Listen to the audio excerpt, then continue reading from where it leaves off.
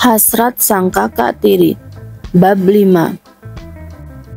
Mendengar ucapan Jenna, Joseph dan Gwen pun langsung menoleh ke arah Jen. "Ah, kau bisa saja," ucap Joseph. "Ya sudah, nikmati makan malam kalian." Joseph memilih pamit meninggalkan Gwen dan juga Jenna. Dan ketika Joseph pergi, Gwen tampak berpikir. "Kau merasakan aku mirip dengannya?" tanya Gwen. Bentuk bibir kalian sama. Apa jangan-jangan kalian kakak beradik ya yang terpisah?" Jenna menjawabnya sambil tertawa. "Tidaklah, mana mungkin. Kau kan pasti sering mendengar bahwa di dunia ini kita mempunyai beberapa kembaran. Jadi aku rasa itu mirip secara alami," jawab Gwen, hingga Jenna mengangguk-anggukkan kepalanya. Setelah itu, pesanan mereka pun datang. Lalu mereka pun menikmati apa yang mereka pesan. Beberapa saat kemudian, akhirnya Jenna dan Gwen pun memutuskan untuk pulang. Mereka tidak pamit pada Joseph, karena saat mereka pergi, Joseph tidak ada. "Gwen, mau menginap di apartemenku?" Tanya Jenna ketika mereka sudah berada di dalam mobil. Tidak, aku harus pulang," jawab Gwen. "Pasti kau ingin menyiapkan sarapan untuk kakakmu yang gila itu," jawab Jenna. "Jangan mengutuk kakakku seperti itu." Anehnya, walaupun Kalindra tega padanya, tapi Gwen tidak pernah mau dan tidak pernah rela kakaknya diejek oleh Jenna. Karena selama ini Jenna selalu mengutuk kakaknya. Jenna berdecak pelan saat mendengar ucapan Gwen. "Sudah kubilang kan, kau tinggal saja di apartemenku. Aku akan menanggung semuanya. Orang tua aku kaya, jadi tidak ada yang dikhawatirkan." Beberapa kali Jenna mengajak Gwen untuk tinggal di apartemennya. Karena dia juga kesepian. Apalagi hubungan Jenna dan kedua orang tuanya tidak terlalu dekat. Tapi tetap saja Gwen selalu menolak. "Aku tidak ingin merepotkan siapapun," jawab Gwen. Setelah melewati perjalanan yang cukup tapi berbeda pada Gwen bahkan pernah dihukum berlari di tengah terik matahari hanya karena saat itu Gwen lupa mengerjakan tugas. Gwen masuk ke dalam apartemennya. Kemudian dia langsung membuka kulkas, lalu mengambil minum untuk dibawa ke kamarnya. Tak lama Gwen melihat mika kue yang tadi dimakan oleh Jessica. Entah aku sanggup lagi atau tidak membeli kue itu, Gwen membatin. Matanya berkaca-kaca. Entah kenapa Tuhan seolah menghukumnya dengan hal yang luar biasa. Bahkan untuk sekedar membeli kek saja rasanya dia begitu kesusahan. Tak lama terdengar suara pintu terbuka dan rupanya Kalindra. Kalindra masuk ke dalam apartemen. Entah kenapa feeling Gwen merasakan tidak enak. Hingga dengan cepat Gwen berbalik dan berniat pergi ke kamar. "Tetap di tempatmu." Kali ini nada Kalindra terdengar sangat mengerikan. Dan dia tahu Kalindra pasti akan mengamuk karena tadi dia menanyakan kue yang dimakan oleh Jessica. "Apa urat malumu sudah putus?" Lagi-lagi Kalindra melemparkan ucapan yang menyakitkan untuk Gwen. Sepertinya kebencian Kalindra pada Davika benar-benar sudah mendarah daging. Hingga sekarang dia tidak tanggung-tanggung untuk menyakiti adiknya. Aku minta maaf, Kak." Hanya itu yang bisa Gwen ucapkan. Sungguh sekarang Gwen ketakutan, apalagi jika Kalindra emosi. Kalindra bukan hanya memakinya atau mengatakan kata-kata buruk saja, tapi terkadang jika emosi Kalindra sudah memuncak, Kalindra juga selalu mencekik lehernya. Dan ketika Kalindra seperti ini, Gwen selalu merasa ketakutan. Hanya karena kek murahan itu, kau mempermalukan kakak.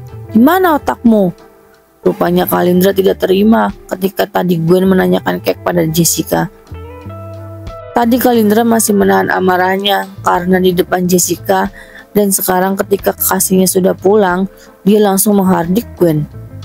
"Maafkan aku, Kak. Aku hanya ingin merayakan ulang tahunku." Memang orang sepertimu pantas merayakannya.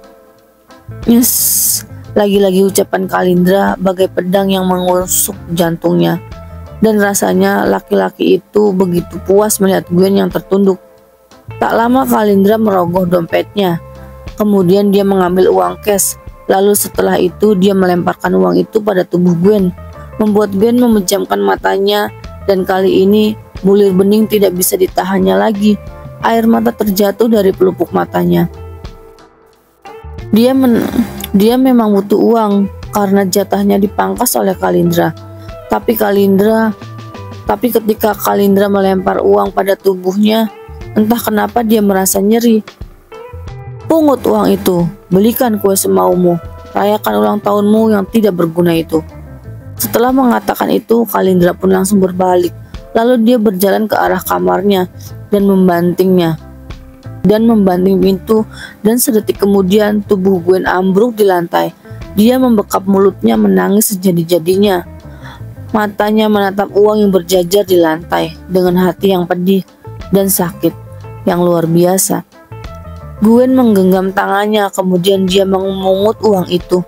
Sebab jika uang itu masih ada di lantainya, dia juga yang akan dimaki oleh kakaknya. Setelah cukup lama terdiam, Gwen pun langsung menegakkan tubuhnya, lalu berjalan masuk ke dalam kamar. Malam berganti pagi. Gwen dengan cepat keluar dari apartemen kakaknya. Rasanya dia tidak sanggup menatap Kalindra, sebab dia tidak ingin merasakan sakit lagi. Apalagi semalam Gwen tidak tidur karena rasa sakit yang membayanginya. Setelah sampai di kampus, ponsel Gwen pun berdering.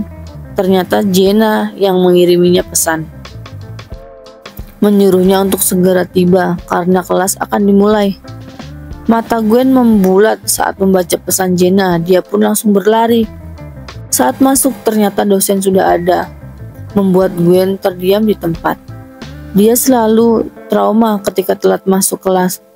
Tentu saja jika Kalindra yang mengajar akan beda ceritanya. Karena jika dosennya Kalindra, dia akan terkena masalah. Tapi sekarang dosennya adalah orang lain, dan Gwen belum menyadari bahwa dosen itu adalah Joseph. Kau tidak masuk? Tiba-tiba terdengar suara Joseph membuat Gwen menoleh. Dia meneliti raut wajah Joseph yang tidak marah sama sekali, berbeda dengan Kalindra. Boleh aku masuk? Tanya Gwen dengan polos. Silahkan. Gwen pun langsung berjalan, kemudian dia menundukkan diri di sebelah Jenna. Dia membuka tas lalu mengeluarkan laptopnya. Akhirnya jam pelajaran pun selesai. Gwen dan Jenna pun memutuskan untuk menunggu di perpustakaan karena mereka ada kelas Kalindra sebentar lagi. Jenna, tiba-tiba terdengar suara Joseph memanggilnya dari arah belakang. Hingga Jenna dan Gwen pun menoleh. Bisa kalian tunjukkan di mana perpustakaan? Tanya Joseph lagi. Apalagi dia dosen baru yang belum tahu letak perpustakaan. Ayo kak, kita antarkan, ucap Jenna. Namun tak lama ponsel Jenna berdering hingga Jenna langsung mengambil ponselnya. Kemudian melihat siapa yang mengiriminya pesan. Gwen, bisakah kau mengantarkan ke Joseph? Aku harus pergi ke kelas lain untuk mengambil pesananku, ucap Jenna hingga Gwen mengangguk. Jenna pun langsung pergi, begitupun dengan Joseph dan Gwen yang berjalan ke arah perpustakaan. Joseph menghela nafasnya ketika Jenna tidak ada, hingga akhirnya dia bisa bertanya pada Gwen. Apa kau asli negara ini? Tanya Joseph tiba-tiba. Gwen menoleh. Bukan, aku bukan asli negara ini. Aku dari Rusia. Kebetulan kakakku juga menjadi dosen di sini. Tiba-tiba Joseph menghentikan langkahnya. Kau dari Rusia? Tanyanya lagi.